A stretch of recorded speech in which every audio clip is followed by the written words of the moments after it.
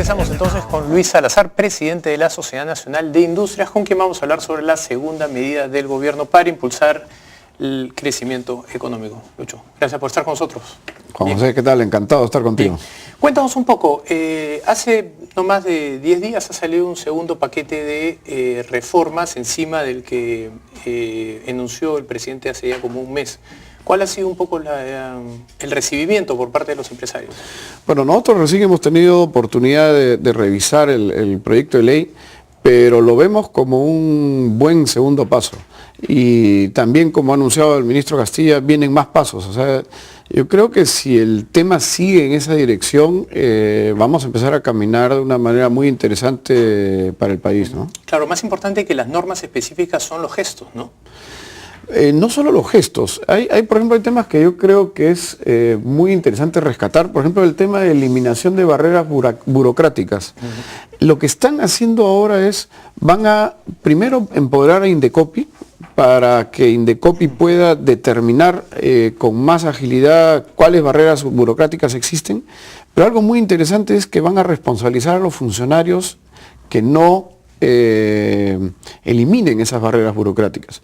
Entonces, uno de los grandes temas, y se habla mucho de la permisología, de toda la complejidad que hay para poder, por ejemplo, instalar una industria, ahora el funcionario que esté poniendo trabas y que lo esté haciendo injustificadamente, va a tener problemas. Y otro tema bien interesante en esa misma línea es en el tema de costos y costas, ¿no? O sea, si la entidad, o sea, si alguien que es afectado denuncia ante Indecopi y la Indecopi encuentra a la entidad con responsabilidad, a ese denunciante se le van a reconocer los costos y costas, o sea, para que las entidades y los funcionarios asuman su responsabilidad. Eso es un paso súper interesante, ¿no? Que es toda la teoría de Hernando de Soto del otro sendero, ¿no? Los costos de hacer negocios, que es algo que básicamente redescubrimos en Perú en los años, a finales de los 80, ¿no? Y que después de casi 15 años, más, 25 años, estamos comenzando a percibir de nuevo lo complicado que es empezar un negocio, abrir una empresa, ¿no? En cuanto a trámites, costos burocráticos, el tiempo, las horas perdidas. Había una norma que me llamó mucho la atención, que parece algo nimio, pero que tiene mucho sentido, que es la de los certificados de inexistencia de restos arqueológicos. Conversábamos con una persona, habían trámites que tomaban hasta 2 años en salir. Mira, hay empresas que se han demorado 5 años en poder tener su fábrica lista para empezar a funcionar.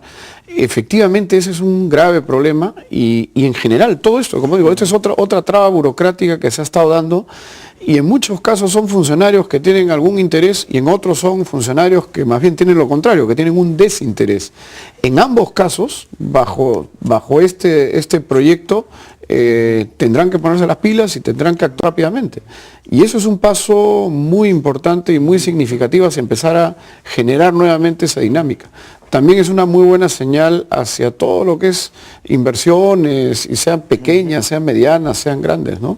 Claro, todo esto va en contra de esa teoría del peruano como mano de obra barata. Pues cuando se preguntan si tenemos mano de obra mucho más barata que en Estados Unidos, Europa, ¿por qué las plantas, las fábricas no vienen a países como los nuestros? Justamente por esto, porque hacer empresa en nuestros países es riesgoso y costoso. Y el tiempo cuesta dinero. Y mientras más te demores, más complicado se vuelve. Pero también hay otros temas interesantes, ¿ah? Hay un tema, por ejemplo, se crea la mediana empresa. Entonces, amplías, digamos, tienes la micro, tienes la pequeña y tienes la mediana empresa. Y lo que entendemos es que lo que se va a buscar es ir simplificando el crecimiento, que las empresas puedan crecer.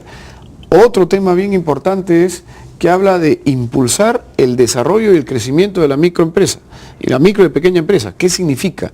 Que van a revisar, por lo menos entendemos así, van a revisar la legislación que hoy existe para las micro y pequeñas empresas para ayudarlas a que crezcan, para incentivarlas a que crezcan, y no como está la legislación hasta ahora, que lo que hace es incentivar que se queden pequeñas, porque si crecen se les complica tremendamente. El problema de eso es, lo ha estudiado McKinsey en varios países, es que las empresas, las micro, como tú dices, pequeñas empresas, se quedan a una escala que no permite la productividad. Y al no permitir la productividad, no permite que los trabajos estén formalizados, que paguen impuestos, y que evidentemente tengan mejores ingresos para demandar más bienes de primera mano, mano de obra, etcétera, ¿no? Correcto. Mira, ahí en la misma línea, el tema del empleo formal. Lo que están haciendo también, entiendo, es, como digo, nos falta revisar más profundamente, pero es lo que entendemos, están eliminando el criterio de cantidad de trabajadores para definir si es micro, pequeña, mediana o gran empresa. Y básicamente se están yendo a un criterio económico.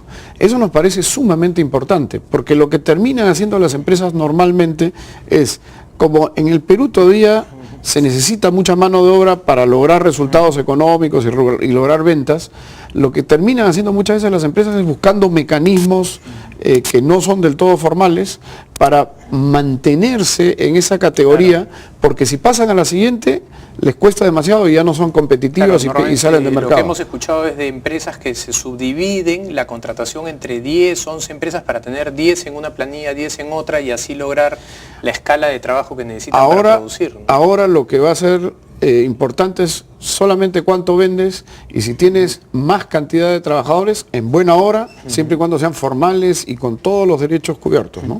Otro de las medidas tenía que ver con el impulso del desarrollo de los proyectos de infraestructura, que tenemos pues una brecha todavía de, según AFIN, casi 88.000 millones, y que los gobiernos anteriores no habían tampoco permitido la aceleración de esos proyectos, ¿no? Pues correcto, nuevamente va en el tema de las trabas burocráticas, que es uno de los grandes temas, y el otro tema también que están abordando es el de obras por impuestos. Obras por impuestos es un sistema muy interesante, muy conveniente, pero como está tan complejo y es tan engorroso, muy pocas empresas lo terminan usando. Así que entendemos que se está buscando realmente agilizar todo lo que es inversiones, simplificarlo y hacerle la vida más fácil al que tiene que generar ese empleo que tanto necesitamos, ¿no? Desde el punto de vista de la Sociedad Nacional de Industrias, ¿cómo ven ustedes el año 2013? ¿Cuáles son sus proyecciones para fin de año? Nosotros creemos que vamos a cerrar desde el punto de vista del PBI, crecimiento del PBI debe estar alrededor del 5.5 más o menos. Coincidimos creo con varios economistas en esa línea. En el tema industrial esperamos llegar alrededor del 3%, nuestra proyección inicial este año estaba alrededor del 4%. Pero 3% sigue siendo mejor que el año pasado, donde cerramos con 1.3%. Así que estamos un poco más optimistas. El primer trimestre no ha sido muy bueno, pero abril ha habido una buena reacción. Así que esperamos que esto se mantenga. Y por otro lado, mi percepción o nuestra percepción es que esta desconfianza que se generó últimamente va a ir disminuyendo en el siguiente semestre. Entonces volverían a reactivarse con medidas como estas, que son señales muy positivas para la gente que tiene que invertir. Debemos nuevamente empezar a reactivar las inversiones. Si se aceleran eliminando todas estas trabas burocráticas, con mayor razón empezamos a imprimirle más velocidad y en el siguiente semestre deberíamos tener mejores resultados, ¿no? Trascendió en un diario local el día de hoy una reunión del presidente, una segunda reunión en los últimos 10 días con el presidente, lo que de alguna manera demostraría que existe una preocupación en el Ejecutivo por la dinámica de la economía y por un potencial enfriamiento, si es que eso se puede llamar así. Sí, el presidente en la primera reunión que tuvo con los gremios empresariales planteó que iba a mantener reuniones ya por sectores, para poder concentrarse más en sectores.